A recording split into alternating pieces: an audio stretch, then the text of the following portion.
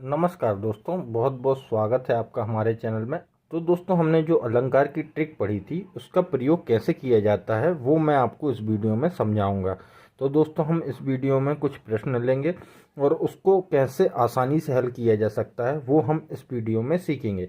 और दोस्तों, ये सारे प्रश्न किसी न किसी परीक्षा में पूछे गए हैं और दोस्तों बहुत ही इम्पोर्टेंट प्रश्न हैं जो भी मैंने लिए हैं, ये हमेशा परीक्षाओं में पूछे जाते हैं। ठीक है, तो इनको हम ट्रिक के जरिए कैसे हल कर सकते हैं वो हम इस वीडियो में पढ़ेंगे। ठीक है, तो यहाँ पर पहला प्रश्न दिया है, जो रहीम गति दीप की, जो रहीम गति दीप की, कुल कपूत की सोए, कुल कपूत की सोए, बारे उजियारो करे, बड़े अंधेरो होए। ठीक है, अब हमसे क्या पूछा गया है, में निम्नलिखित में से कौन सा अलंकार है। इन पंक्तियों में हमें ढूंढना है कि भाई कौन सा अलंकार है। पहला दिया है यहाँ पर रूपक अलंकार, दूसरा दिया है उपमा अलंकार, तीसरा दिया है श्लेष अलंकार और चौथा दिया है उत्प्रेक्षा अलंकार। ठीक है, तो अब दोस्तों हमारी ट्रिक क्या बोलती है यहाँ पर, ठीक है, कि रूपक जो अलंकार होता है उसमें क्या मिलता है, हमें पंक्तियों के बीच में योजक का चिन्ह मिलता है। ठीक है, योजक का चिन्ह मिले तो वहाँ पर क्या होता है, रूपक अलंकार होता है। ठीक है, तो ये हमारा रूपक अलंकार नहीं होगा क्योंकि दोस्तों पंक्तियों में किसी भी प्रकार से हमें कोई भी योजक का चिन्ह नहीं मिल रहा। ठीक है, दूसरा हमारा उपमा अलंकार, उपमा अलंकार की ट्रिक क्या होती है कि योजक का चिन्ह मिले, ठीक है, उसके साथ सा सा या सी, जैसे योजक के चिन्ह के साथ जैसे, या योजक के चिन्ह के साथ समान, सा सी से, जैसे या समान, इसमें दोस्तों से और होगा। तो दोस्तों योजक के चिन्ह के साथ हमें ये अक्षर मिले, सा सी से, जैसे या समान, तो वहाँ पर उपमा अलंकार होगा।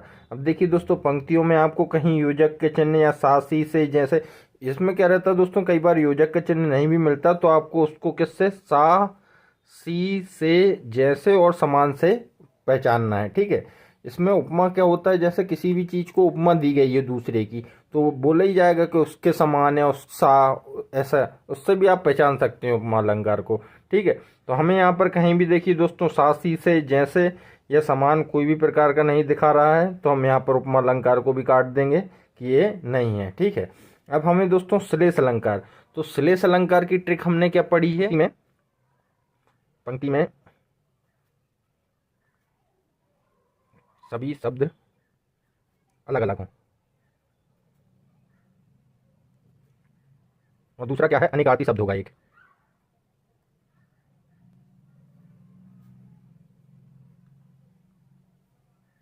ठीक है, तो हमने दोस्तों श्लेष अलंकार की ट्रिक क्या पढ़ी है, पंक्ति में सभी शब्द अलग अलग हों और एक शब्द क्या हो, उसमें अनेकार्ती हो। तो दोस्तों अभी हमें दिखा रहा है कि पंक्ति में सारे शब्द, कोई सा भी शब्द रिपीट नहीं हुआ है, सारे शब्द अलग हैं यहाँ पर, देख जैसे देख रहे हैं हम। ठीक है, तो इसको अभी हम छोड़ देते हैं, अभी उत्प्रेक्षा अलंकार देखते हैं।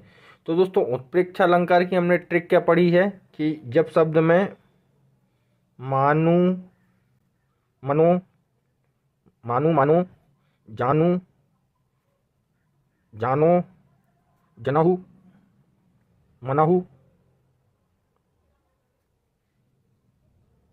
मनहु, और उसके साथ दोस्तों दो शब्द और होते हैं, एक होता है ज्यों और एक होता है निश्चय। ये शब्द दोस्तों अगर आपको पंक्ति में दिखाएं तो वहां पर क्या होता है, उत्प्रेक्षा अलंकार होता है। एक बार फिर से देखिए, मनु, मानो, जनू, जानो, जनहु, मनहु, ज्यों और निश्चय। तो दोस्तों हमें पंक्ति में इस प्रकार का कोई शब्द मिल रहा है, नहीं मिल रहा, तो यहाँ पर उत्प्रेक्षा अलंकार भी नहीं होगा। आंख बंद करके लगा देंगे कि यहाँ पर श्लेष अलंकार होगा, क्योंकि दोस्तों सारी पंक्ति में शब्द जो हैं अलग अलग हैं और एक शब्द यहाँ पर क्या होगा, अनेकार्थी होगा। तो दोस्तों आप इस तरीके से इन प्रश्नों को हल करेंगे तो इनको बड़ी आसानी से आप हल कर सकते हैं। ठीक है दोस्तों, दूसरा प्रश्न है, हरिपद कोमल कमल से जो सबको सुख देत, दोस्तों में निम्नलिखित में से कौन सा अलंकार है, ये हमसे प्रश्न में पूछा जा रहा है। तो दोस्तों हम यहाँ पर देख सकते हैं कि योजक के चिन्ह के साथ हमें से मिल गया, तो हम आंख बंद करके इसको बता देंगे कौन सा उपमा अलंकार होगा। ठीक है दोस्तों, इसका आंसर होगा उपमा अलंकार। हम यहाँ पर दोस्तों ज़्यादा नहीं देखेंगे, क्योंकि हमें पता है कि अगर योजक के चिन्ह के साथ सा, सी, से, जैसे या समान आता है तो वहाँ पर कौन सा रहता है, उपमा अलंकार होता है। हमें पंक्तियों में मिल गया किसके, योजक के चिन्ह के साथ से, तो हम आंख बंद करके लगा देंगे कि यहाँ पर उपमा अलंकार होगा। दोस्तों अतिशयोक्ति का क्या हो जाता है, बढ़ा चढ़ाकर बात हो जाती है। बढ़ा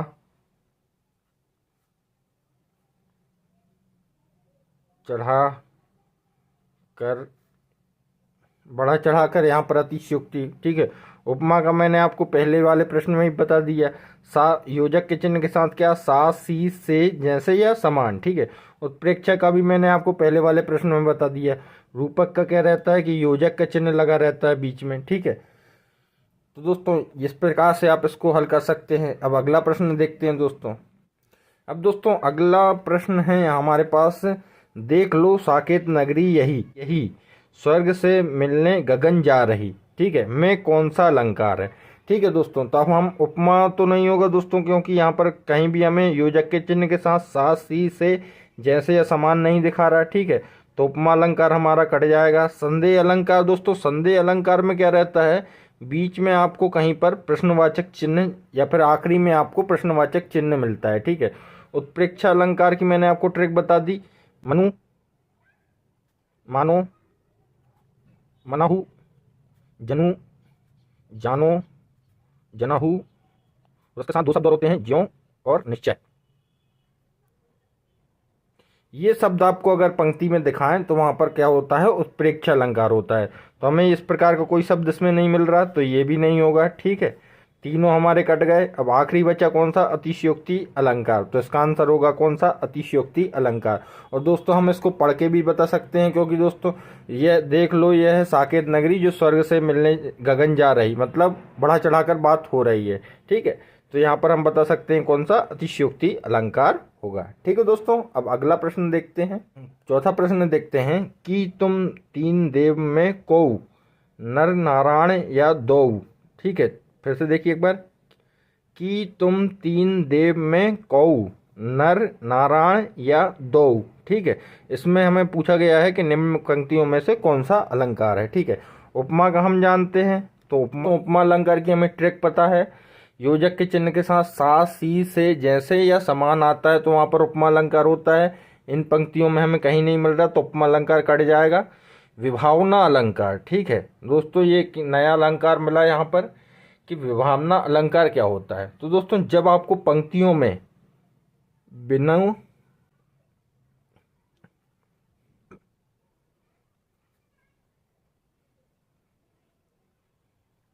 तो दोस्तों विभावना अलंकार की ट्रिक हमने क्या पढ़ी थी कि जब आपको पंक्तियों में बिनु, बिना या बिना ही ये आपको मिले पंक्तियों में, तो वहां पर क्या विभावना अलंकार होता है। तो इन पंक्तियों में हमें कहीं बिनु, बिना या बिना ही दिखा रहा है, नहीं दिखा रहा, तो ये कट जाएगा। उसके बाद रूपक अलंकार क्या होता है कि आपको क्या बीच में योजक का चिन्ह मिले, ठीक है। तो यहाँ पर बचा अकेला कौन सा, संदेह अलंकार। तो इसका आंसर होगा संदेह अलंकार। और दोस्तों संदेह अलंकार की ट्रिक भी होती है कि आपको पंक्तियों के लास्ट में या बीच में प्रश्नवाचक चिन्ह मिलता है, जैसा दोस्तों यहाँ पर मिल रहा है और यहाँ पर मिल रहा है। तो आई होप दोस्तों आपको समझ में आया होगा कि हम इस प्रश्न को कैसे ट्रिक से कर सकते हैं, ठीक है।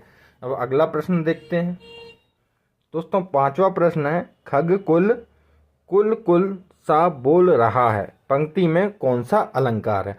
उत्प्रेक्षा अलंकार दोस्तों फिर से वही शब्द है, मनु, मानो, मनहु, जनु, जानो, जनहु, ज्यों और निश्चय, ये शब्द दिखा रहे हैं हमें पंक्ति में, नहीं दिखा रहा है, तो उत्प्रेक्षा अलंकार यहाँ पर नहीं होगा।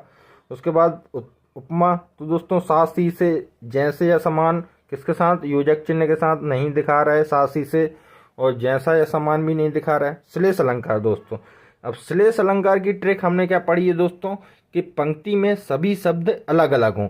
लेकिन दोस्तों यहाँ पर देखिए पंक्ति में कुल यहाँ पर 3 बार आया है, एक बार यहाँ, एक बार यहाँ और एक बार यहाँ, तो इसमें श्लेष अलंकार भी नहीं होगा। इसमें कौन सा होगा, यमक अलंकार होगा, ठीक है। श्लेष अलंकार की ट्रिक क्या होती है कि पंक्ति में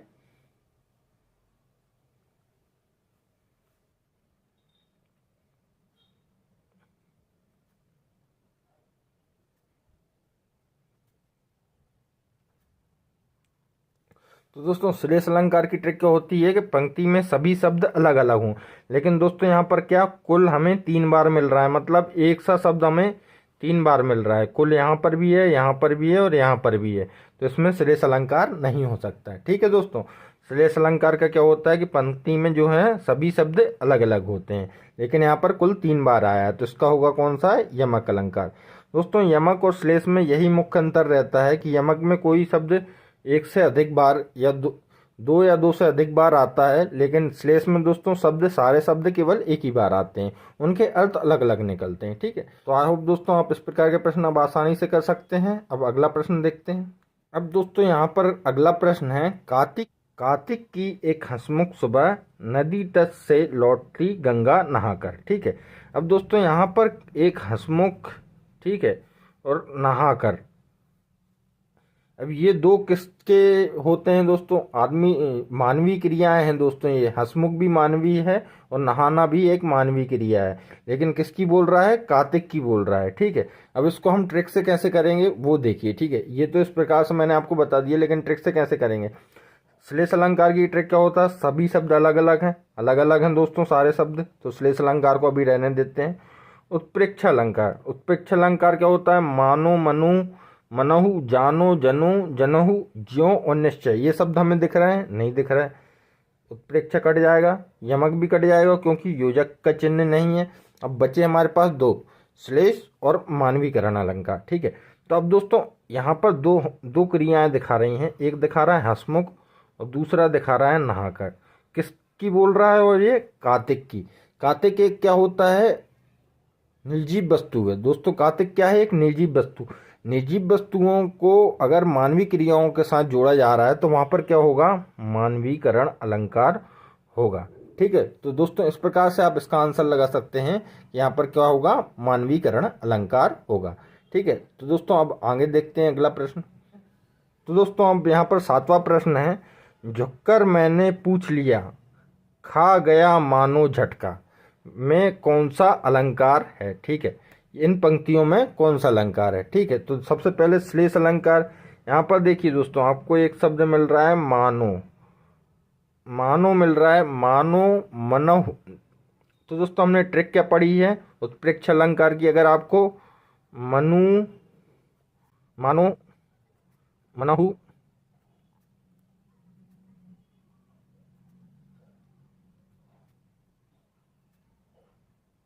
तो आपको अगर ये शब्द मिले किसी पंक्ति में तो वहां पर उत्प्रेक्षा अलंकार होती है।